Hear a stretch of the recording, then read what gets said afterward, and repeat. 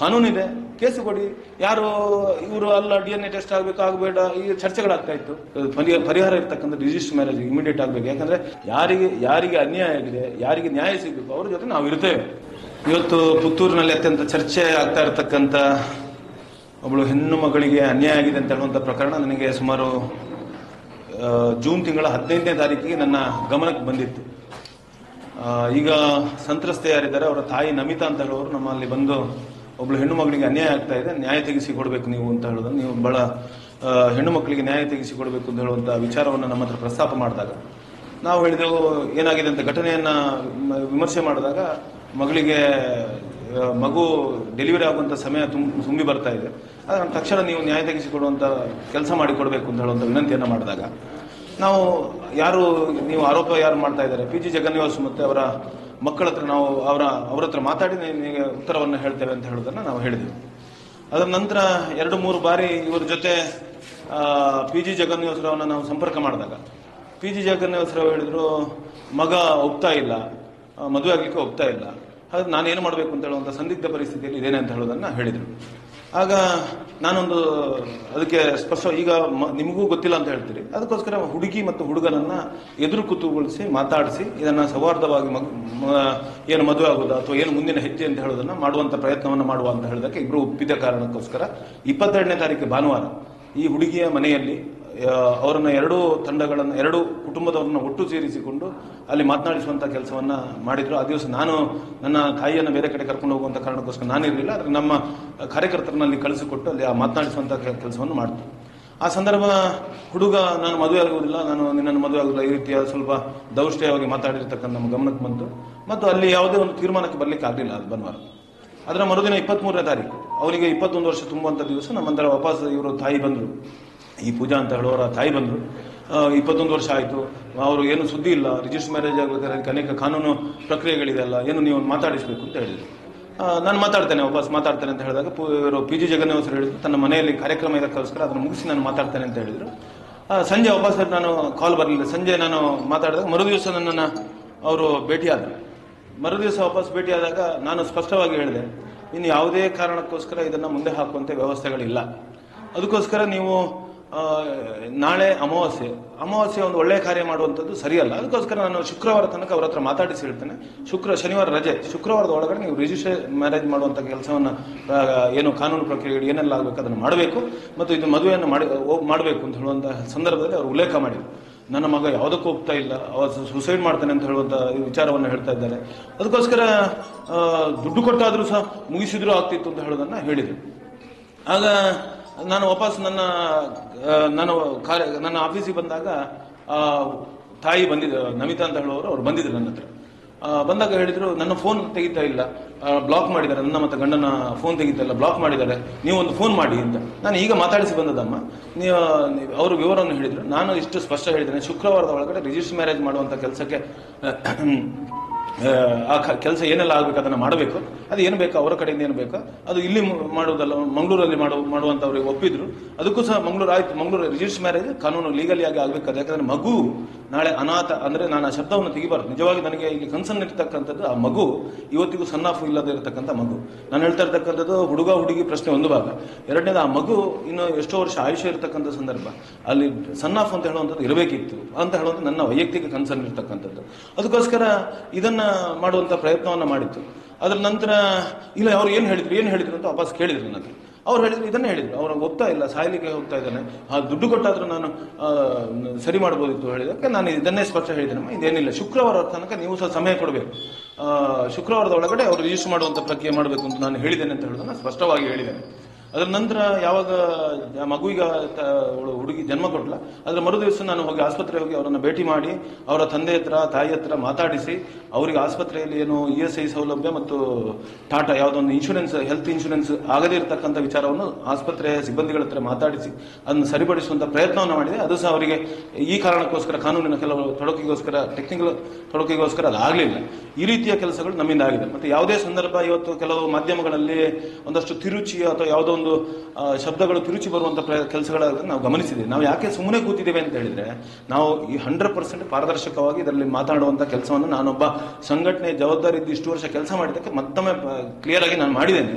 ಯಾಕೆ ಇದನ್ನು ಮಾತಾಡಲಿಕ್ಕೆ ನಾವು ಪಬ್ಲಿಕ್ ಆಗಿ ಮಾತಾಡಲಿಕ್ಕೆ ಹೋಗ್ಲಿಕ್ಕೆ ಆಗಲಿಲ್ಲ ಅಂತ ಕೇಳಿದ್ರೆ, ಇವತ್ತು ಎರಡು ಕುಟುಂಬದ ವ್ಯವಸ್ಥೆ ಇದೆ. ಒಂದು ಹುಡುಗ ಹುಡುಗಿಯ ಲೈಫ್ ಅಂದ್ರೆ ಅವರ ಜೀವನದ ವ್ಯವಸ್ಥೆ, ಅದನ್ನು ನಾವು ರಸ್ತೆಯಲ್ಲಿ ಮಾತಾಡಬಾರ್ದು ಅಂತ ಹೇಳುವ ಕಾರಣಕ್ಕೋಸ್ಕರ ನಾವು ಸುಮ್ಮನೆ ಕೂತಿದ್ದೇವೆ ಹೊರತು ನಮ್ಮ ಹತ್ರ ಅಡಗಿ ಕೂತ್ಕೊಳ್ಳುವಂತ ಯಾರು ಮೊನ್ನೆ ಪ್ರಶ್ನೆ ಎಲ್ಲಿ ಅಡಗಿದ್ದಾರೆ ಅಂತ ಹೇಳೋದು, ಅಡಗಿ ಕೂತ್ಕೊಳ್ಳಿಕ್ಕೆ ನಾವೇನು ಇವತ್ತಿನವರೆಗೂ ನಾವು ಅಡಗಿ ಕೂತ್ಕೊಳ್ಳಿಲ್ಲ, ನಾಳೆಗೂ ಅಡಗಿ ಕೂತ್ಕೊಳ್ಳೋರಲ್ಲ. ಆದ್ರೆ ಯಾವುದು ಕೆಲಸ ಹೇಗೆ ಮಾಡಬೇಕು ಅಂತ ನಮಗೆ ಪ್ರಾಮಾಣಿಕವಾಗಿ ಗೊತ್ತಿದೆ. ಮತ್ತೆ ಸ್ಪಷ್ಟವಾಗಿ ನಾನು ಹೇಳ್ತಾ ಇದ್ದೇನೆ, ಇವತ್ತು ಯಾರೆಲ್ಲ ಈ ಪತ್ರಿಕೆಗಳಲ್ಲಿ ಸ್ಟೇಟ್ಮೆಂಟ್ಗಳನ್ನು ಕೊಡುವಂಥದ್ದು, ಪ್ರೆಸ್ ಮೀಟ್ ಮಾಡುವಂಥದ್ದು, ಪ್ರತಿಭಟನೆ ಮಾಡುವಂಥದ್ದು ಇದ್ದಾರಲ್ಲ, ಅವರು ಇವತ್ತು ಕಾಡ್ಗಿಚ್ಚಿನಲ್ಲಿ ಬೇಳೆ ಬೇಯಿಸಿಕೊಳ್ಳುವಂತ ಅನ್ನ ಬೇಯಿಸುವಂತ ಕೆಲಸಕ್ಕೆ ಕೈ ಹಾಕ್ತಾರೆ ಅಷ್ಟೇ ಹೊರತು ನಮ್ಮಷ್ಟು ಪ್ರಾಮಾಣಿಕವಾಗಿ ಈ ಕೇಸಿನ ಪ್ರತಿ ಕೇಸಿನಲ್ಲಿ ಇರ್ಬೋದು, ಈ ಕೇಸಿನಲ್ಲಿ ಪರ್ಟಿಕ್ಯುಲರ್ ಈ ಕೇಸಿನಲ್ಲಿ ಕೆಲಸ ಮಾಡಿದವರು ಯಾರೂ ಇಲ್ಲ. ನಾವು ಪ್ರಾಮಾಣಿಕವಾಗಿ ಹೇಳ್ತಾ ಇದ್ದೇವೆ, ನಾವು ಎಲ್ಲರ ಎದುರು ಹೇಳ್ತೇನೆ, ಪಿ ಜಿ ಜಗನ್ನಾಥ್ ಹತ್ರ ಹೇಳ್ತೇನೆ, ಇದಕ್ಕೆ ಈಗ ಪರಿಹಾರ ಇರ್ತಕ್ಕಂಥ ರಿಜಿಸ್ಟರ್ ಮ್ಯಾರೇಜ್ ಇಮಿಡಿಯೇಟ್ ಆಗಬೇಕು. ಯಾಕಂದ್ರೆ ದಿನ ತುಂಬ್ತಾ ಗರ್ಭಿಣಿಗೆ ಡೆಲಿವರಿಗೆ ದಿನ ತುಂಬ್ತಾ ಬರ್ತಾ ಇದೆ. ಇನ್ನು ಕೊನೆ ಹಂತದಲ್ಲಿ ಬೇರೆ ಯಾವುದೇ ವ್ಯವಸ್ಥೆಗಳಿಲ್ಲ ಅಂತ ಸ್ಪಷ್ಟ ಅವರಿಗೂ ಹೇಳಿದ್ದೇನೆ, ಇವರಿಗೂ ಹೇಳಿದ್ದೇನೆ. ಮತ್ತೆ ನಮ್ಮ ಕಡೆಯಿಂದ ಯಾವುದೇ ಸಂದರ್ಭದಲ್ಲಿ ನಮಗೆ ಗೊತ್ತಿದೆ, ನಾವು ಏನು ಸಂಘಟನೆಯಲ್ಲಿ ಅನೇಕ ಘಟನೆಗಳನ್ನ ನಾವು ಎದುರಿಸಿ ಇದನ್ನ ಇದು ಮಾಡಿರ್ತಕ್ಕಂಥದ್ದು ಇದೆ. ಅನೇಕ ಹೆಣ್ಣು ಮಕ್ಕಳಿಗೆ ನ್ಯಾಯ ಕೊಟ್ಟಿರ್ತಕ್ಕಂಥದ್ದು ಇದೆ. ಇದು 7 ತಿಂಗಳು ಕಳೆದ ನಂತರ ಅಬಾರ್ಷನ್ ಮಾಡಿಸ್ಲಿಕ್ಕೆ ಆಗ್ತದೆ ಅಂತ ಹೇಳುವಂಥ ನನಗಿರಲಿ, ಶರಣ ಬೊಂಪಲ್ಲಿ ಚೆನ್ನಾಗಿ ಗೊತ್ತಿದೆ. ಅಬಾರ್ಷನ್ ಮಾಡಿಸ್ಲಿಕ್ಕೆ ಆಗುದಿಲ್ಲ, ಯಾವುದನ್ನ ಯಾವ ರೀತಿ ಮಾಡ್ಬೋದು ಅಂತ ಚೆನ್ನಾಗಿ ನಮ್ಗೆ ಗೊತ್ತಿದೆ. ನಮಗೂ ಸಂಸಾರ ಇದೆ, ನಮಗೂ ಹೆಣ್ಣು ಮಕ್ಕಳಿದ್ದಾರೆ, ನಮ್ಮ ಮನೆ ಮಂದಿದ್ದಾರೆ, ನಮಗೂ ಸಮಾಜದಲ್ಲಿ ಏನೆಲ್ಲ ನಡೀತದೆ, ಯಾವುದೇ ಆಸ್ಪತ್ರೆ ಏನು ನಡೀತದೆ ನಮ್ಗೆ ಗೊತ್ತಿದೆ.